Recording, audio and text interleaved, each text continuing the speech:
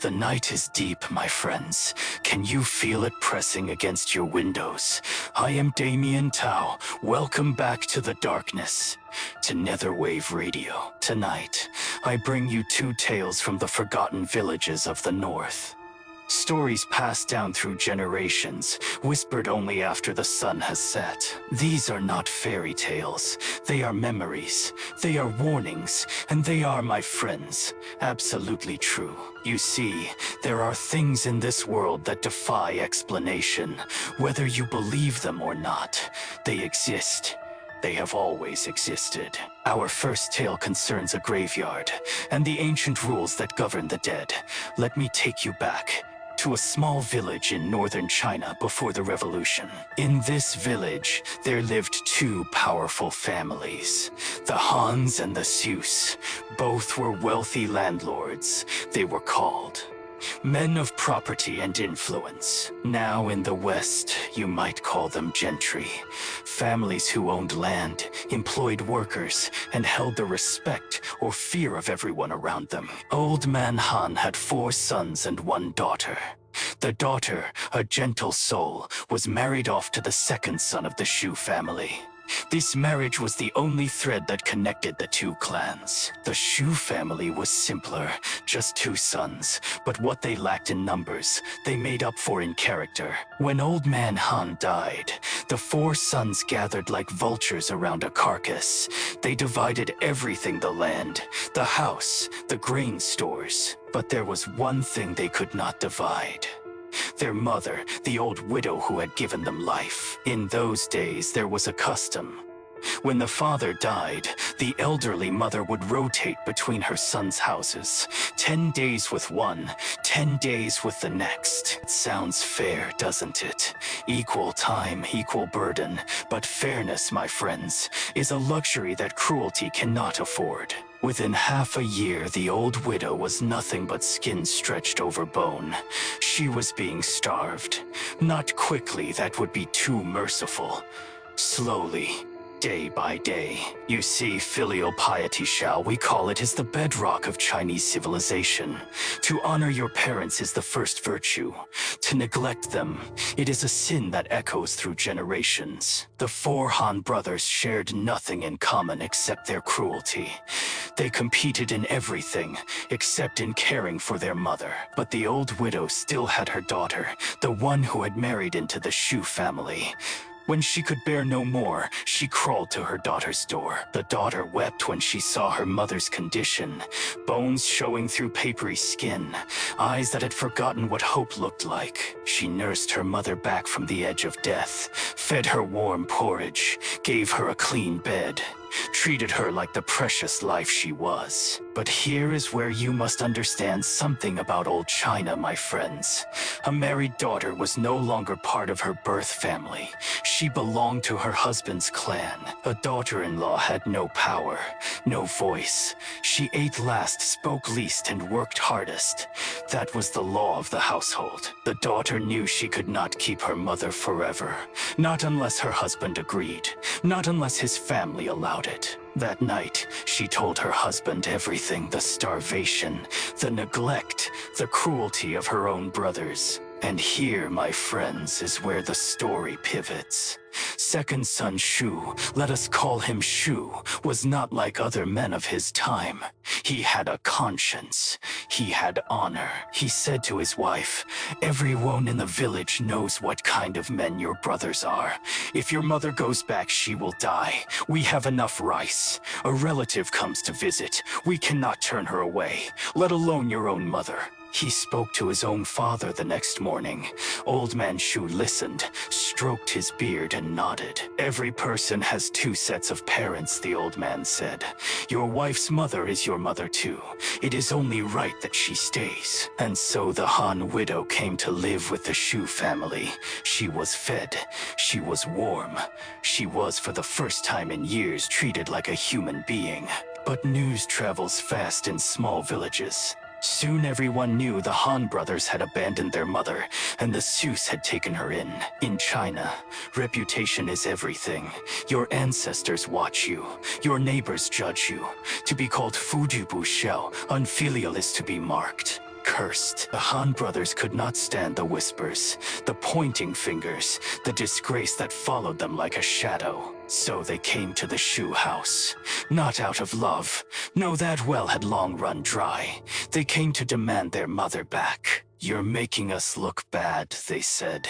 "Give her back. We'll take care of her now."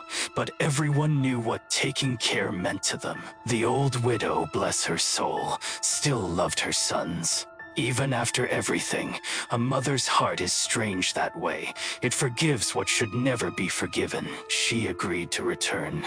"My sons need me," she said.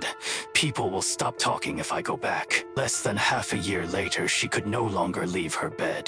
The starvation had returned, the neglect, the slow murder disguised as family duty. The daughter rushed to her brother's house. What she saw nearly stopped her heart. Her mother, a skeleton, breathing. She screamed at her brothers, called them monsters, beasts, things that should not bear their father's name. And then she did something that would echo through the decades. She made them sign a document. The paper stated that she, the daughter, was taking her mother by force, that the brothers were not abandoning their duty, that they were, in fact, dutiful sons who had been coerced. It was a lie, of course. Everyone knew it. But the brothers signed eagerly. Now they had a shield against the gossip. The old widow returned to the shoe house once more. But the damage was done. Her body had been broken too many times. She lived a few more years. The Sioux cared for her until the very end, even when war came and the family had to flee. When soldiers swept through the region, the Sioux carried the old widow on their backs. They would not leave her behind to die alone. She survived the war, and then quietly, peacefully, she passed away in her sleep, surrounded by the family that had chosen to love her. Now, the Han brothers could not let her body stay with the Sioux. The funeral had to be at the Han ancestral home. Tradition demanded it. The funeral cost a fortune. White banners for in China.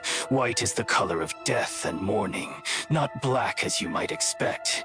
Musicians, priests, offerings. And she was to be buried with her husband in the family plot, where Old Man Han had rested for years. Now, here is where the story becomes strange, my friends. Pay close attention. When Old Man Han was buried years before, the family hired a feng shui master. These are men who read the land itself, who understand where energy flows, where luck gathers, where fortune sleeps. The feng shui master examined the burial site. He walked in circles. He held up his compass, a luopan, with its spinning needle and rings of ancient symbols. And then he spoke. "This is auspicious land. Very auspicious. But to unlock its full power, you must bury a jade mouse beside the coffin." A jade mouse. In Chinese tradition, the mouse is the first animal of the zodiac. It represents new beginnings, fertility, and most importantly, descendants. If you place the jade mouse correctly, the master said, your sons and their sons will prosper for generations. Wealth, status, power. The Hans, being wealthy, purchased a magnificent jade mouse. It cost them more than a year's harvest, but they believed it would be worth it. The mouse was placed in the coffin with Old Man Han. The grave was sealed, and the family waited for their fortunes to rise. But fortune, my friends, does not come to those who lack virtue. It flees from them. The revolution came. Landlords like the Hans and Sioux were dragged before the people. Some were beaten, some were killed. The Shu family suffered. They lost their property, endured public humiliation, but no one was seriously harmed. The villagers remembered their kindness. The Han family was not so lucky. 2 of the 4 brothers died during the campaigns. The bloodline was already thinning. After the chaos ended, a new era began. Children went to school. Universities reopened. A chance for a fresh start. The Shu grandchildren excelled. One after another, they passed the examinations. They went to university. They became officials, merchants, writers. The Han grandchildren, They never left the village. Generation after generation, they scraped at the dirt, growing barely enough to survive. And then, in the mid-1990s, catastrophe struck. The last male heir of the Han family, a 17-year-old boy, drowned in the river. From that day forward, no male child was ever born to the Han family again. The line was ending. The ancestors would soon have no one to tend their graves, burn their offerings, speak their names. In Chinese tradition, this is the ultimate curse. To have no descendants is to be forgotten. To be forgotten is to die a second death, one from which there is no return. But the strangest part of this tale, my friends, was yet to come. In the late 1990s, the government ordered graves to be relocated. Farmland was needed. The dead would have to move. For families with money and the old beliefs, the answer was simple: pay to relocate your ancestors to a new resting place. Disturbing the dead was unpleasant, but sometimes necessary. The Shu family arrived to move their patriarch. Workers pried open the coffin-lid old wood, dark with decades of burial. And there, sitting on top of the coffin lid, impossible, unexplainable, was a jade mouse. The entire village came to see. The jade mouse was exquisite ancient craftsmanship, worth more than most of them would earn in a lifetime. But wait, the jade mouse was supposed to be in the Han family grave, wasn't it? That is where they had buried it decades ago. The surviving Hans arrived, pushing through the crowd. Their eyes went wide with fury. "Thieves!" they screamed. "The Sioux stole our jade mouse. They stole our fortune. No wonder our family is cursed while they prosper." The villagers sided with the Sioux. Everyone remembered how the Han brothers had treated their mother. Everyone knew who deserved fortune and who deserved ruin. But the Hans demanded proof. "Open our grave," they said. "Let everyone see the empty space where the mouse was stolen from." The crowd moved to the Han ancestral plot. The workers dug. The coffin was exposed. The lid was opened. And yes, the spot where the jade mouse had been placed was empty. But that was not what made the villagers gasp. Where the mouse had rested, there was now a hole, a perfectly round tunnel, bored straight down into the earth, into blackness. The crowd rushed back to the Shu grave. And there, beneath where the jade mouse had been found, another hole, identical to the first. The graves were meters apart. Yet underground, these two tunnels connected. Something had traveled through the earth itself. Someone whispered what everyone was thinking. The jade mouse moved itself. It left the unfilial family. It chose the righteous one. The Han screamed that it was impossible, that the Sioux had somehow tunneled between the graves and stolen their fortune. But even as they shouted their accusations, they knew no human hand could have made those tunnels. They were too narrow, too deep, too perfectly round. A young boy threw a pebble into the Han tunnel. It fell, and no sound ever came back. Some said there must be an underground cave system, limestone caverns that explained the depth. Science, they insisted. Just geology. But science could not explain how a jade statue had moved itself through solid earth, from one coffin to another. The Shu family reburied the jade mouse with their patriarch. They did not keep it, did not sell it. "This is ancestral protection," they said. "It is not ours to take." They sealed the new grave with offerings and prayers. Paper money was burned to Mingbi, we call it. Spirit currency for the afterlife. You see, in Chinese tradition, the dead have needs just like the living. They need money, clothes, houses all made of paper, all burned to ashes that drift up to the spirit world. After the reburial, the Shu family continued to prosper. One descendant became a provincial official. Another became a successful author. The Hans, the last two surviving members, both elderly, now live on government assistance. They have no children to care for them. No descendants to honor their memory. The villagers stopped filling in those two tunnels. Every time they plugged them with stones, the stones would mysteriously disappear. No one goes to that part of the cemetery at night anymore. They say you can hear sounds from underground scraping, movement, something traveling. Some have reported seeing a faint green glow emanating from the holes, the color of old jade. The color of something that should not exist. My friend who told me this story says he has been to those graves. He looked into the tunnels himself as a child. The holes were only as wide as a fist, he told me. But when you looked inside, it was like staring into forever. Now you might ask, is this a ghost story? Is it supernatural? Or simply a parable about karma? I cannot tell you what to believe, my friends. But I can tell you what is certain. The Han brothers starved their mother, and their family line ended. The Shu showed mercy, and they flourished. In China, we have a saying, Shan Yu Shan Bao, Yi Yi Bao. Good will be rewarded with good. Evil will be repaid with evil. If not in this lifetime, then in the next. If not to you, then to your children. The accounts will always balance. Whether the jade mouse truly crawled through the earth of its own will, I leave that for you to decide. But remember this, in the old country the land itself remembers. The earth knows who has sinned, and sometimes it chooses its own justice. Let us take a breath, my friends. Let the chill of that tale settle into your bones, but do not relax too much. For our second story awaits. This next tale is not about graves or jade. It is about something much closer to home. Something that hangs above your head right now. Something you take for granted every single day.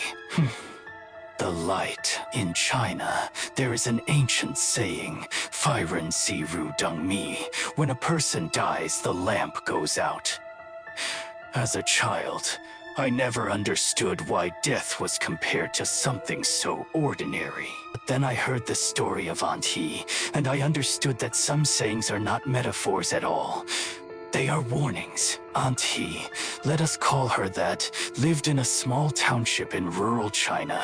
She was born in the 1940s, during a time when the old world and the new were colliding. Her father was what they called a barefoot doctor, a rural medical practitioner trained to serve villages where real hospitals were days away.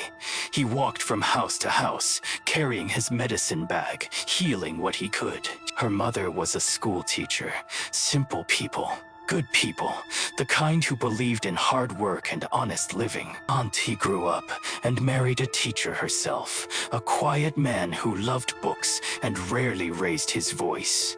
They were happy in their modest way, but they were never blessed with children. In those days in rural China, this was considered a great misfortune, a failure even, as if heaven had judged them somehow lacking. The years passed. Auntie turned 40. Her parents grew old. Life continued in its quiet rhythm until one summer night when everything changed. That evening, her father had gone out on a call. A farmer in a distant village needed help. Her husband was at a school meeting.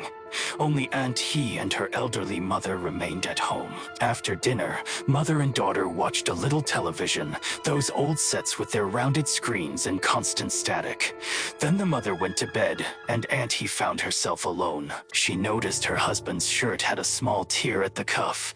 Being a dutiful wife, she fetched her sewing kit, a wooden box passed down from her grandmother, filled with needles and thread. Aunt He was skilled with a needle. Her fingers moved quickly, the thread dancing through fabric like a living thing, in and out, in and out. And then, sound, like a small cry. The room went dark for a heartbeat, then bright again. Auntie looked up. The light bulb above her head was wrong. It flickered once, twice. The shadows in the room seemed to stretch and contract like something breathing. She thought nothing of it. Voltage problems were common in the countryside. The electrical grid was old, unreliable.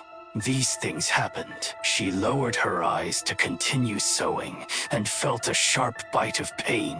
In that moment of darkness, the needle had found her finger instead of the fabric. A bead of blood welled up, dark red in the unstable light. It dripped onto the white shirt, spreading like a tiny blooming flower. Auntie wrapped her finger and finished her work. The light steadied. She went to bed. And that, she thought, was that. She did not know that her father would never come home. The next morning, a neighbor came running. There had been an accident on the mountain road. A tractor had overturned. Her father, the barefoot doctor who had healed so many, had been crushed beneath the wheels. The machine that was supposed to carry him to help others had become his executioner, and he collapsed. For days she could not eat, could not speak. The funeral came and went in a blur of white banners, white clothes, white paper offerings burning to ash. In Chinese funerals, you see, white is the color of mourning. It represents death, absence, the blank space left behind when someone is gone. This is the opposite of Western tradition, where black dominates. Weeks passed. Months, life cruel in its persistence continued, and he slowly emerged from her grief, though part of her never fully returned. At that time, she did not connect the flickering light to her father's death. Why would she? It was just a coincidence, a faulty bulb and bad luck, nothing more. 10 years slipped by, then 20. Auntie's mother grew very old, but remained remarkably healthy for her age. When she turned 80, the family decided to celebrate. In China, an 80th birthday is a momentous occasion. 8 is the luckiest number. It sounds like the word for prosperity. To live 80 years is to be blessed by heaven itself. Relatives came from near and far. The house was full of laughter, the table heavy with food. Auntie's husband was there, gray now but still gentle. Her mother sat in the place of honor, smiling. The celebration was joyful. Toasts were made, stories were shared. For a moment, Auntie allowed herself to feel happiness pure and uncomplicated. And then, gee, that sound again. Auntie's blood turned to ice. She looked up. The light bulb above the dining table stuttered. Dark light, dark light. The other guests barely noticed. Someone made a joke about the old wiring, but Auntie felt every hair on her body stand erect. In that instant, she remembered. 20 years before, the summer night, the sewing needle. Her father dead by morning. The light steadied. The party continued. But Auntie could not bring herself to smile anymore. She watched her elderly mother searching for signs of illness, of weakness. But her mother seemed fine, better than fine, laughing at her grandnephew's jokes, eating with good appetite. Perhaps the light meant nothing after all. That night, Auntie could not sleep. She lay beside her husband, listening to his breathing, staring at the ceiling in the darkness. Dawn came slowly. Auntie rose early, driven by an anxiety she could not name. She walked toward her mother's room, her heart pounding. The door was closed. She knocked. No answer, she called out. Silence. Auntie's hands shook as she fumbled for her keys. Please, she thought. Please let her be all right. Please let me be wrong. Before she could turn the lock, she heard a sound behind her footsteps. Then a voice, "What are you doing up so early?" It was her mother, awake, dressed, returning from her morning exercise, alive, perfectly, wonderfully alive. And he nearly collapsed with relief. She laughed at herself. Stupid superstition, she thought. Just my imagination running wild. But then her mind turned to something else. Her husband. Where was her husband? She rushed back to the bedroom. He was still in bed, exactly as she had left him, lying on his back, peaceful, too peaceful. Husband, she called. He did not stir. Husband, wake up. It is morning. She placed her hand beneath his nose. No breath. She touched his cheek. Cold, cold. cold as stone. Her husband had died in his sleep. Heart failure, the doctors would later say. Quick and painless, he never knew what happened. But Auntie knew. She knew that the light had warned her. It had flickered, and death had come just as it had 20 years before. 2 flickers, 2 deaths, both on the night before someone close to her would pass. After her husband's funeral, Auntie changed. Something inside her had broken, or perhaps awakened. She removed every incandescent bulb from her house, replaced them with fluorescent tubes. Different technology, she reasoned. Perhaps they would not carry the same curse. She stockpiled candles in every room, flashlights in every drawer. If the power went out, she would never turn on an electric light. Her neighbors thought she had gone strange with grief, and perhaps she had, but they did not know what she knew. They had not seen what she had seen. Years passed. Auntie lived alone with her mother, who continued to defy the odds. 85, 1992. Still walking, still talking, still exercising every morning. The taboo around lights became known throughout the village. Visitors learned not to mention electricity in Auntie's presence, not to comment if a bulb seemed dim. The one who told me this story visited Auntie a few years ago. She was sitting in her living room, fluorescent light humming overhead, when suddenly the power went out. Auntie's reaction was immediate. Her face went white. Her hands began to shake. She fumbled desperately for a candle, muttering prayers under her breath. "Never turn on the light when the power returns," she whispered. "Never. Wait for me to check first." When asked why, Auntie finally told her story. The summer night, the birthday party, the 2 flickers and the 2 deaths that followed. As she finished, her eyes drifted to her mother, now over 90, sleeping in the next room. And she said something that made the visitors' blood run cold. "Those who should go will eventually go. All we can do is treasure the time we have left." The visitor understood then. Auntie was not running from death. She was waiting for it. Waiting for the 3rd flicker, the one she knew would come. And come it did, 2 years later. Auntie's mother was 93 years old. Still lucid, still mobile, but slowing down. A candle in its final inches. One evening, Auntie was preparing dinner. Her mother was resting. The house was quiet except for the hum of fluorescent lights. And then Auntie stopped. The knife in her hand went still. She looked up at the light, and her heart finally found peace. This time, there was no panic, no racing heart, no desperate prayers. There was only acceptance. She walked to her mother's room. The old woman was awake, looking out the window at the sunset. The last sunset she would ever see, though neither of them said it aloud. Auntie sat down beside her mother and took her hand. They talked for hours about the past, about father, about the husband who had been kind, about a life lived fully. When night fell, Auntie helped her mother to bed.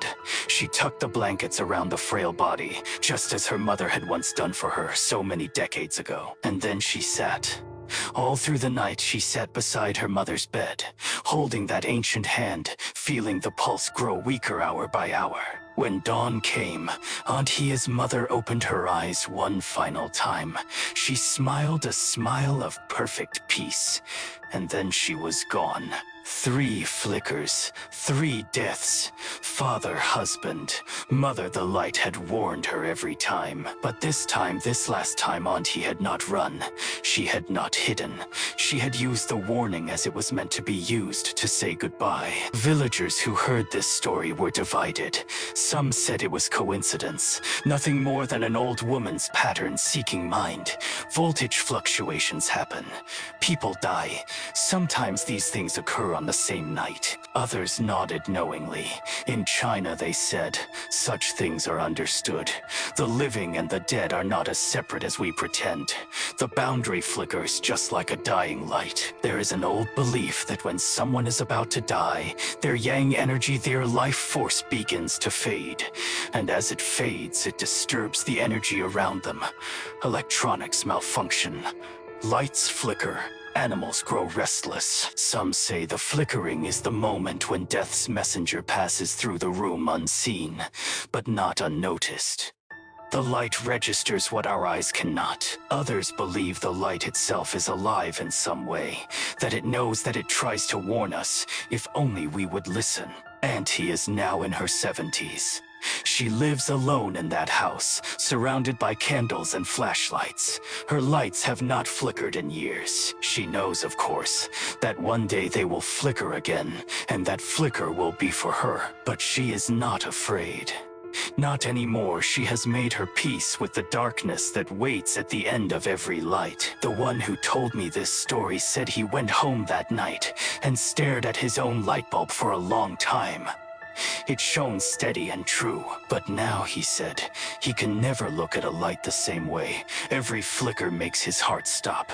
Every power outage fills him with dread, because now he knows the light might be watching back. And so, my friends, we come to the end of our second tale. Two stories bound together by the threads of karma and mortality. The jade mouse that fled from cruelty toward kindness.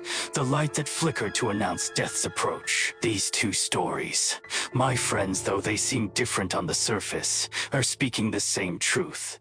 They are two verses of the same ancient song. The Han brothers starved their mother and watched their bloodline wither to nothing.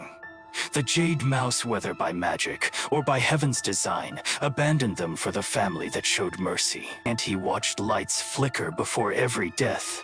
But instead of cursing the darkness, she learned to use those final hours. To hold hands, to say goodbye, to let go with grace. Both stories teach us the same lesson. Shinkan Jing Wei, hold reverence in your heart for heaven, for earth, for your parents, for the unseen laws that govern all things. You see, the supernatural elements, the moving jade, the prophetic lights, these are not the point. They are merely amplifiers.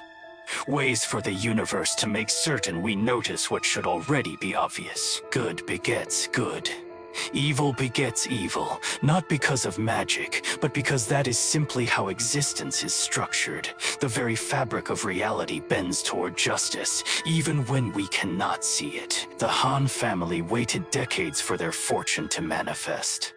They buried jade and hired feng shui masters, and did everything except the one thing that mattered. They did not honor their own mother, and so the fortune fled. Literally crawled through the earth to find a more deserving home. Can you imagine a more perfect metaphor? Auntie, meanwhile, did not ask for her gift. She did not seek to know when death would come. But when the knowledge was thrust upon her, she chose wisdom over fear. She could have spent her remaining years in terror, jumping at every power surge, dreading every sunset. Instead, she chose to live, truly live, knowing that the end would announce itself when ready. There is profound courage in that. My friends, the courage to face mortality not as an enemy, but as an old acquaintance who will one day come to call. In Chinese philosophy, we speak of the Tao, the way of all things. The Tao does not judge, but it does balance. It does not punish, but it does remember. The Han brothers thought they could escape consequence. They thought a document, a piece of paper, could shield them from the judgment of heaven. They were wrong. Paper burns, stone crumbles, even jade can move. But karma is patient, karma is eternal. The Shu family asked for nothing. They simply did what was right. They fed a hungry woman. They carried her on their backs through war. They let her die with dignity. And for this, just for basic human kindness, the universe rewarded them beyond measure. Generations of success. A jade guardian that chose them of its own will. Perhaps you think these stories are merely old superstition, tales told by candlelight to frighten children into obedience. But I ask you this, my friends, when you go home tonight, will you not look at your lights a little differently? Will you not think twice before speaking harshly to your parents? That hesitation, that moment of reflection, is the real magic. Not the jade mouse, not the flickering bulb. The magic is in the change of heart. We live in a world that tells us to be rational, to dismiss the old ways, to believe only what science can prove. And yet, when your light flickers unexpectedly in the dark of night, does your heart not skip? Does some ancient part of you not wonder? That wondering is your ancestors speaking through your blood. 10,000 years of wisdom encoded in your very cells. Do not silence it. The Han brothers silenced their conscience. They told themselves that survival was more important than honor, that a mother's suffering was an acceptable price for their comfort. In China, we have another saying, chopsticks standing in rice look like incense for the dead. It is forbidden at the dinner table because it invites death into the home. The brothers did not stick chopsticks in rice, but they committed a far greater taboo. They invited death into their bloodline by killing their mother's spirit long before her body failed. And death accepted the invitation. It came for their descendants, one by one, until none were left. Some call this superstition. I call it consequence. Now, I do not tell you these stories to frighten you. Fear is cheap. Any child can feel fear. I tell you these stories to awaken you, to shake loose the comfortable lies we tell ourselves, to remind you that your actions have weight. Your parents, are they still living? When did you last call them? When did you last sit with them? Not looking at your phone, just being present. And he learned too late with her father. She was given a second chance with her husband and missed it. But with her mother, finally she got it right. She held that ancient hand through the final night. She was there when the last breath came. She transformed a warning into a gift. That is what wisdom looks like, my friends. Not the absence of fear, but the mastery of it. Not the denial of death, but the embrace of its lessons. So tonight, when you return to your homes, I want you to do two things. First, look at your lights. Really look at them. Acknowledge that they will not burn forever. Nothing does. Second, think of your family, your parents, if they still walk this earth, your children, your spouse, the ones who share your blood and your home. Are you treating them as you should? Or are you, in your own small way, becoming one of the Han brothers, taking for granted what should be treasured? The Jade Mouse did not announce its departure. It simply left. By the time the Hans discovered the empty space in their ancestors' grave, it was already too late. Fortune does not wait. It does not send warnings. It simply goes where it is deserved. But death is kinder than we know. Sometimes if we are paying attention, it gives us notice, a flicker, a sign, one last chance to say what needs to be said. Do not waste that chance when it comes. My friends, we have traveled far tonight. From the Jade Mouse that crawled through the earth seeking righteousness, to the lights that flicker before death takes its toll. These are not merely ghost stories. They are mirrors held up to our own lives. The question is not whether you believe in moving jade or prophetic lights. The question is, what kind of person are you becoming? When your time comes, and it will come for all of us, what will your ledger show? What will the universe remember of your choices? The Han brothers thought they had time. They thought they could fix things later. Later never came. The Shu family never thought about consequences at all. They simply did what was right, moment by moment, day by day. And look what grew from that simple goodness. And Auntie, brave, broken, beautiful Auntie. She teaches us that even our darkest knowledge can become a blessing if we choose to use it wisely. She could have spent her final years in terror. Instead, she spent them in gratitude. For every day the light stayed steady. For every night that passed without warning. This is the wisdom of the East that I bring to you tonight. Not superstition, but perspective. Not fear, but awareness. We are all walking toward the same destination. The only question is, What will we leave behind? What seeds will we plant that outlive our brief flickering? The Han brothers planted cruelty and reaped extinction. The Shus planted mercy and harvested generations of abundance. And you, my friends? What are you planting today? The night falls silent once more. The static fades. The stories have been told. But you know where to find me when the darkness calls again. Subscribe, my friends, so Netherwave Radio may reach you the next time the moon bleeds red. Until then, sleep carefully. Check your lights before you close your eyes. And remember, the ones you love will not wait forever. I am Damian T'ao. This has been Netherwave Radio. Good night and good fortune.